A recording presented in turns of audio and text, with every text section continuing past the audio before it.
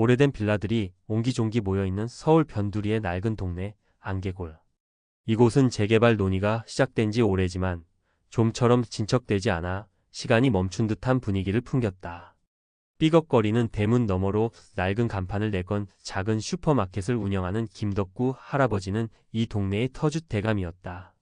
여든을 바라보는 나이에도 불구하고 정정한 그는 매일 새벽같이 가게 문을 열고 저녁 늦게까지 자리를 지켰다. 허름한 차림에 늘 덥수룩한 백발, 그리고 세상만사에 무관심한 듯한 표정의 덕구 할아버지는 그저 평범한 노인처럼 보였다. 하지만 그의 눈빛 속에는 깊이를 알 수 없는 그림자와 가끔 성광처럼 번득이는 날카로움이 숨어 있었다.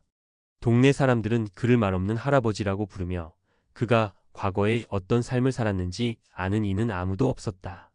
심지어 10년 넘게 이곳에서 살아온 젊은 부부조차 할아버지의 삶에 대해선 그저 막연한 추측만을 할 뿐이었다.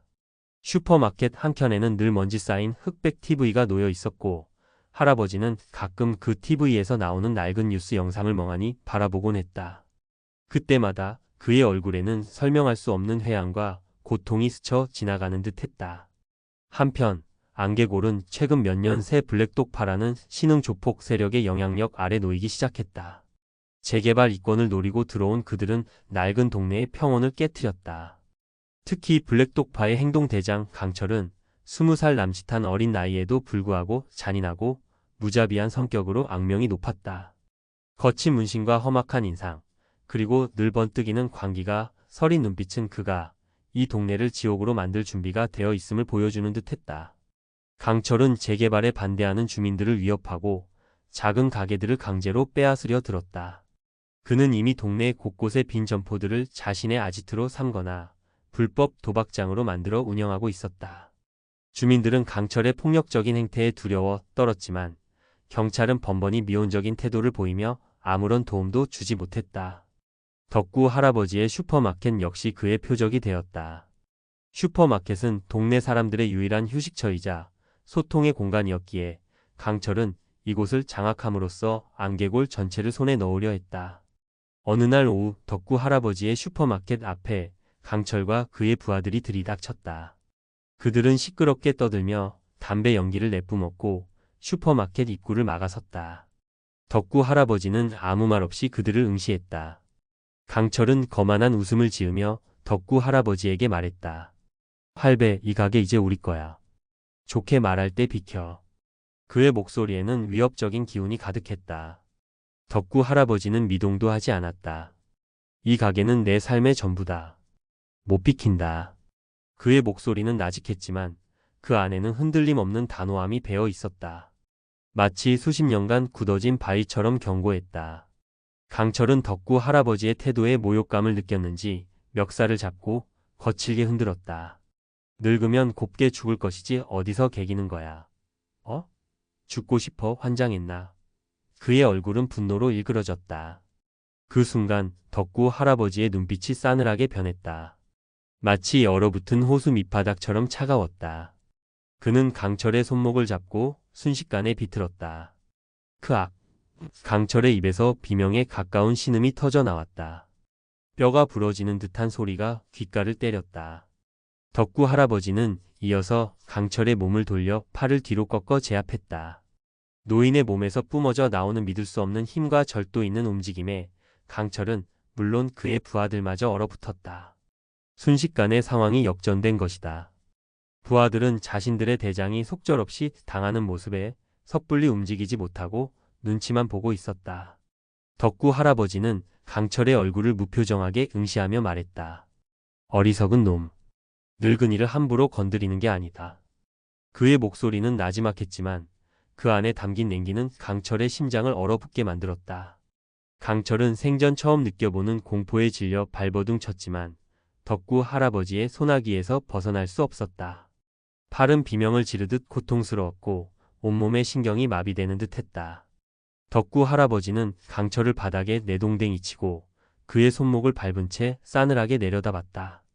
이 작은 소동은 안개골 전체에 빠르게 퍼져나갔고 덕구 할아버지에 대한 동네 사람들의 시선이 달라지기 시작했다. 그들은 더 이상 덕구 할아버지를 평범한 노인으로 보지 않았다. 그에게서 풍기는 알 수 없는 위압감과 과거의 그림자는 동네 사람들의 입에 오르내리며 전설처럼 부풀려졌다. 강철은 치욕적인 패배를 당한 후 덕구 할아버지에게 복수할 날만을 기다렸다. 그의 자존심은 갈기갈기 찢겨 있었다. 그는 덕구 할아버지의 정체를 파헤치기 시작했다. 블랙독파의 정보망을 총동원하여 덕구 할아버지의 과거를 추적하던 강철은 뜻밖의 사실을 알게 된다. 덕구 할아버지 김덕구가 과거 북파 공작원이었다는 충격적인 정보였다. 그것도 일반 공작원이 아니라 북한의 핵심 시설 파괴 임무를 주로 수행했던 극비 특수부대 그림자 부대의 생존자라는 사실이 드러났다. 강철은 믿을 수 없었다. 평범한 노인인 줄 알았던 덕구 할아버지가 전설 속의 살인 병기였다니. 그의 등에서는 식은땀이 흘렀지만 동시에 주체할 수 없는 흥분감이 밀려왔다. 덕구 할아버지를 쓰러뜨린다면 자신의 명성은 하늘을 찌를 것이라고 생각했다. 강철은 덕구 할아버지의 과거에 대한 정보를 얻기 위해 뒷골목의 정보상들을 찾아다녔고 결국 그림자 부대의 존재를 알고 있는 한 노인을 만나게 된다. 그 노인은 한때 정보기관에 몸담았던 인물로 지금은 폐인처럼 살고 있었지만 과거의 비밀들을 많이 알고 있었다. 그는 강철의 끈질긴 추궁에 덕구 할아버지의 이름과 과거에 대한 단편적인 정보들을 털어놓으며 경고했다. 그 사람은 살아있는 전설이야. 함부로 건드렸다간 내 목숨이 남아나지 않을 거야. 그림자 부대는 정부조차도 존재를 인정하지 않는 유령 같은 존재였다. 그들은 인간의 한계를 뛰어넘는 훈련을 받았고 임무를 위해서라면 자신의 목숨조차 아끼지 않았지. 그들의 손에는 피가 마를 날이 없었어. 강철은 그 노인의 경고를 비웃었다. 오히려 그의 호기심과 정보욕은 더욱 불타올랐다. 그는 덕구 할아버지를 쓰러뜨리고 자신의 명성을 드높일 기회라고 생각했다. 승부욕에 눈이 먼 강철의 눈에는 덕구 할아버지가 더 이상 두려운 존재가 아니었다. 오히려 정복해야 할 거대한 산처럼 보였다. 강철은 덕구 할아버지의 슈퍼마켓을 다시 찾아가지만 이번에는 단순한 협박이 아니었다. 그는 덕구 할아버지의 과거를 언급하며 심리적으로 압박하려 했다. 김덕구 할아버지, 그림자 부대라는 이름이 아주 익숙하시겠네요. 듣자 하니 북파공작원 시절에 아주 명성이 자자하셨다면서요. 살아있는 전설이라고들 하더군요. 하지만 전설도 결국은 늙기 마련이죠. 강철의 입에서 흘러나온 예상치 못한 단어에 덕구 할아버지의 얼굴에 미세한 동요가 스쳤다. 수십 년간 봉인해두었던 과거의 기억들이 마치 둑이 터지듯 밀려들어오는 순간이었다. 그는 침묵했지만 그의 눈빛은 과거의 고통스러운 순간들로 물들었다. 그의 심장은 마치 멈췄던 시계가 다시 움직이듯 거칠게 요동쳤다. 덕구 할아버지는 과거 북파공작원으로서 겪었던 일들을 회상하기 시작한다. 혹독한 훈련, 피 튀기는 임무, 동료들의 죽음, 그리고 자신을 옥죄는 죄책감. 그는 수많은 사람을 죽였고 살아남기 위해 인간임을 포기해야 했던 순간들이 있었다. 특히 그를 괴롭히는 것은 북파공작원 시절 민간인으로 위장한 북한 정보원에게 속아 중요한 작전이 실패하고 그로 인해 수많은 동료가 죽음을 맞았던 트라우마였다. 작전은 극비리에 진행되었고 그들은 완벽하게 임무를 수행했다고 믿었다. 하지만 한순간의 방심, 아니 누군가의 치밀한 함정에 빠져 모든 것이 수포로 돌아갔다. 덕구 할아버지의 눈앞에는 불타는 북한의 군사기지와 피 흘리며 쓰러져가는 동료들의 얼굴이 아른거렸다. 그는 그 실패의 죄책감에 시달리며 남은 평생을 숨어 살다시피 했다. 동네 사람들의 따뜻한 시선조차 죄책감으로 느껴질 정도였다. 그때 강철은 덕구 할아버지의 아픈 과거를 건드리는 말을 내뱉었다. 그때 작전 실패로 죽은 동료들 생각은 안 나십니까? 할아버지가 북파공작원 시절 북한 정보원에게 속아 수많은 동료를 잃었다면서요. 당신 때문에 죽은 사람들이 얼마나 많은 줄 아십니까? 그들의 피 냄새가 아직도 할아버지 손에 묻어 있는 것 같지 않습니까?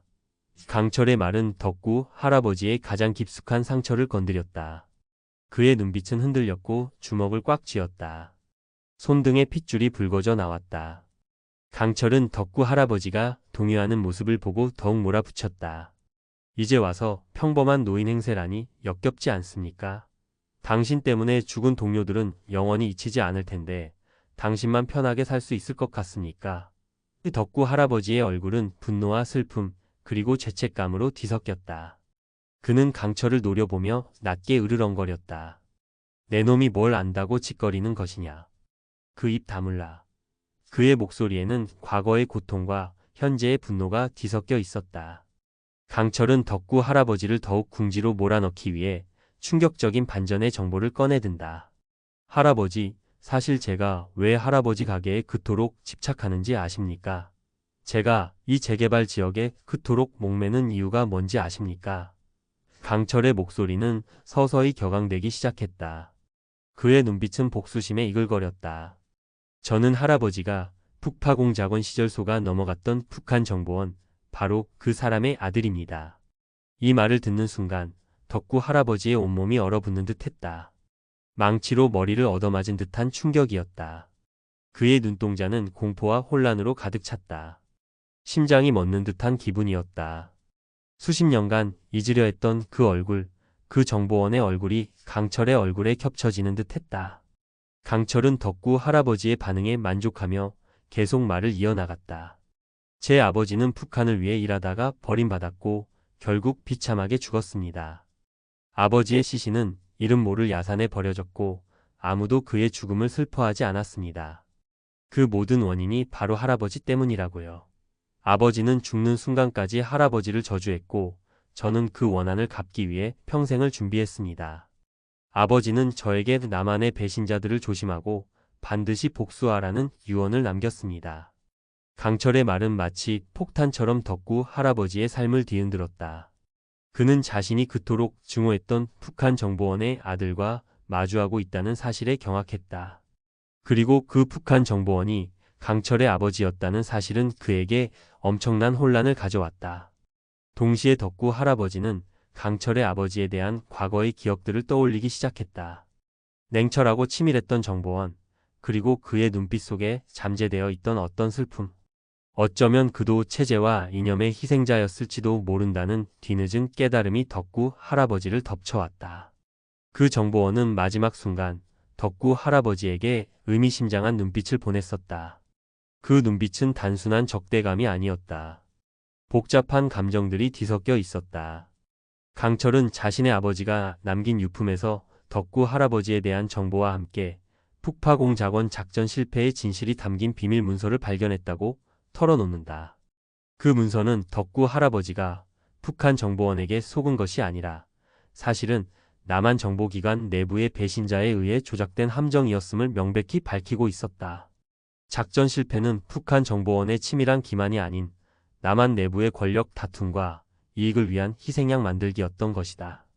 덕구 할아버지는 수십 년간 자신을 괴롭히던 죄책감의 굴레에서 벗어날 수 있는 진실과 마주한 순간이었다. 그는 그동안 자신이 얼마나 큰 오해 속에 살아왔는지 깨닫고 망연자실했다. 그의 눈에서는 뜨거운 눈물이 흘러내렸다. 자신은 단지 이용당했을 뿐이었다. 강철은 계속해서 말했다. 아버지는 죽기 직전에 저에게 그 진실을 알려주셨습니다. 그리고 저에게 남한 내부의 배신자를 찾아 복수하고 아버지의 명예를 되찾으라고 했습니다. 이 재개발 지역은 바로 그 배신자와 연결되어 있습니다. 그 배신자는 지금도 이 재개발 사업의 뒤에서 큰 이권을 챙기려 하고 있습니다. 재개발을 통해 막대한 검은 돈을 세탁하고 자신의 권력을 더욱 공고히 하려 합니다. 저는 아버지가 남긴 단서를 쫓아 이곳까지 오게 된 것입니다. 이곳은 아버지가 마지막으로 남긴 흔적이 있는 곳입니다. 강철의 목소리에는 분노와 함께 깊은 슬픔이 배어 있었다. 그는 아버지를 향한 복수심과 함께 아버지의 명예를 되찾아야 한다는 강박에 시달리고 있었다. 강철은 덕구 할아버지에게 함께 진실을 밝히고 남한 내부의 배신자에게 복수하자고 제안한다. 덕구 할아버지는 혼란스러웠다. 자신을 향한 복수심으로 가득 찼던 청년이 사실은 자신과 같은 피해자였고 함께 싸워야 할 동지였다니. 그는 자신의 과거를 짓눌렀던 거대한 음모의 실체를 깨닫고 복잡한 감정에 휩싸였다. 덕구 할아버지는 비록 강철이 자신의 삶을 뒤흔든 존재였지만 그에게도 자신의 아버지가 겪었던 고통과 비극이 투영되어 있음을 보았다.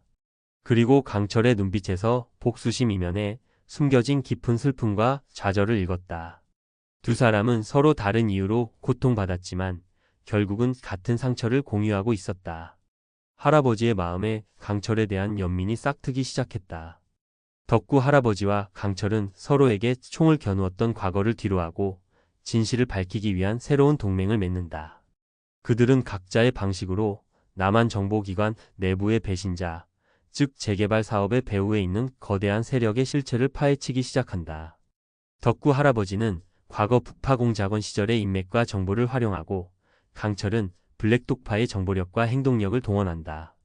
블랙독파의 조직원들은 처음에는 강철의 변화에 의아해했지만 강철이 제시하는 명분과 그의 끈질긴 설득에 결국 협조하게 된다.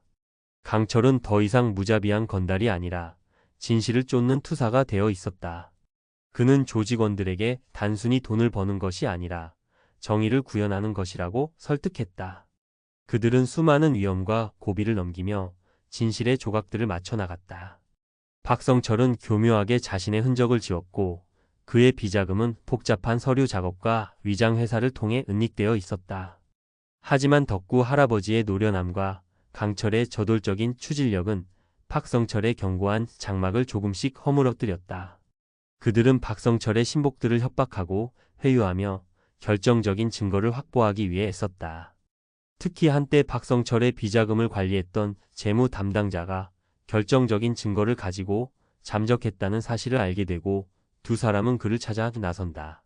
목숨을 건 추적 끝에 그들은 심각한 병을 앓고 있는 재무 담당자를 찾아냈고 그의 입에서 박성철의 모든 비리가 흘러나왔다. 그리고 마침내 그 배신자가 다름 아닌 과거 덕구 할아버지와 함께 그림자 부대에서 활동했던 선배이자 현재는 거물급 정치인으로 성장한 박성철이라는 사실을 알게 된다. 박성철은 자신의 권력을 위해 동료들을 희생시켰고 재개발 사업을 통해 막대한 부를 축적하려 했던 것이다.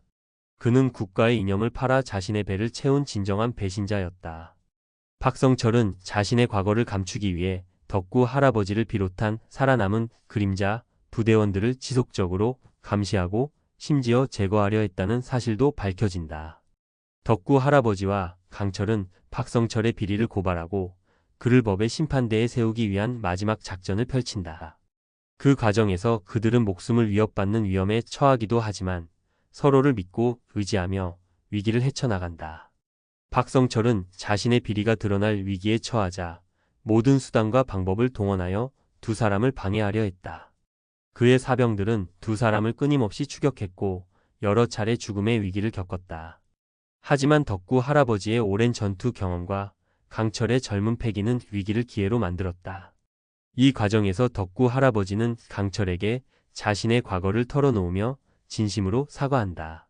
나는 너희 아버지를 원망했지만 사실은 나 자신을 더 원망했어. 그리고 어쩌면 너희 아버지는 나보다 더 큰 희생자였을지도 모른다는 생각을 해. 그의 목소리에는 진심 어린 후회와 아픔이 담겨 있었다. 그리고 강철 역시 덕구 할아버지에게 아버지의 원한을 풀기 위한 복수심만이 자신의 삶을 지탱해 왔음을 고백하며 이제는 그 복수심에서 벗어나 새로운 삶을 시작하고 싶다고 말한다. 할아버지 덕분에 이제야 알았습니다. 복수만이 제 삶의 전부는 아니라는 것을요. 아버지가 진정으로 원했던 것은 복수가 아니라 명예를 되찾는 것이었을 겁니다. 마침내 덕구 할아버지와 강철의 활약으로 박성철의 모든 비리가 세상에 드러나고 그는 구속되어 법의 심판을 받게 된다. 언론은 박성철의 추악한 진실을 대서특필했고 국민들은 충격과 분노에 휩싸였다. 안개골의 재개발 사업은 전면 재검토에 들어가고 동네에는 다시 평화가 찾아온다. 주민들은 덕구 할아버지와 강철에게 감사와 존경의 마음을 표했다. 덕구 할아버지는 오랜 세월 자신을 짓눌렀던 죄책감과 오해에서 벗어나 비로소 자유를 얻는다. 그는 더 이상 과거의 망령에 시달리지 않고 편안한 노년을 보낼 수 있게 되었다. 슈퍼마켓의 문은 여전히 열려 있었지만 그 안에는 더 이상 어둡고 침침한 분위기가 아닌 따스한 온기가 가득했다. 강철 역시 아버지의 복수를 완수하고 복수심이라는 굴레에서 벗어나 새로운 삶을 시작한다. 그는 더 이상 폭력적인 삶을 살지 않고 덕구 할아버지의 슈퍼마켓에서 함께 일을 돕기도 하며 동네 사람들과 어울리며 평범한 삶의 행복을 찾아간다. 그는 자신의 과거를 후회했지만 이제는 새로운 미래를 꿈꿀 수 있게 되었다. 덕구 할아버지와 강철은 비록 서로에게 깊은 상처를 주었지만 그 상처를 통해 진실을 마주하고 서로를 이해하며 용서하는 관계가 되었다. 그들은 더 이상 과거의 피해자가 아닌 함께 역경을 이겨낸 동지이자 가족과 같은 존재로 남게 된다. 안개고래는 더 이상 블랙독파의 그림자가 드리워지지 않았다. 대신 덕구 할아버지와 강철이 만들어낸 새로운 희망의 빛이 스며들었다. 그들은 과거의 아픔을 딛고 일어서 서로에게 새로운 삶의 의미를 선물해준 존재가 되었다.